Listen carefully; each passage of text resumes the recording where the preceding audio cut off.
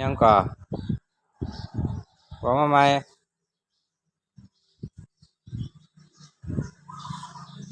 นกเขากับเก่าหกเด้อพี่น้องเก่าหกคือหันนกเขาก็ได้ตีอย่างมื้อนี้มัวเ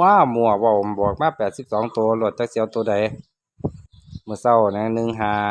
15สวยมา95แล้วก็7544ตัวเก่าอุ๊ยอีหยังมื้อนี้มั่วขนาดเลยพยายามจับใจความบ่ได้เลย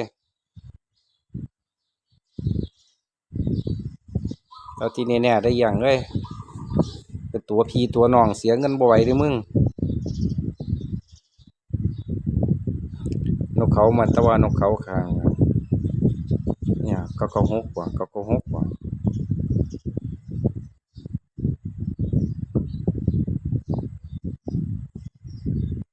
แนวทางหนูอีหยังเลยครับเด้อบอกเลขเล่าอันนี้มัวขนาดเลยเมื่อเช้าได้ยินทั้ง15ทั้ง50ทั้ง95ทั้ง97บางหนึ่งก็95444ไหวเด็ดมาเนี่ย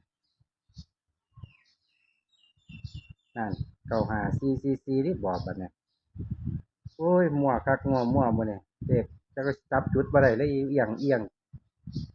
มั่วละมื้อนี้พี่น้องเอ้ยเอียงมั่ว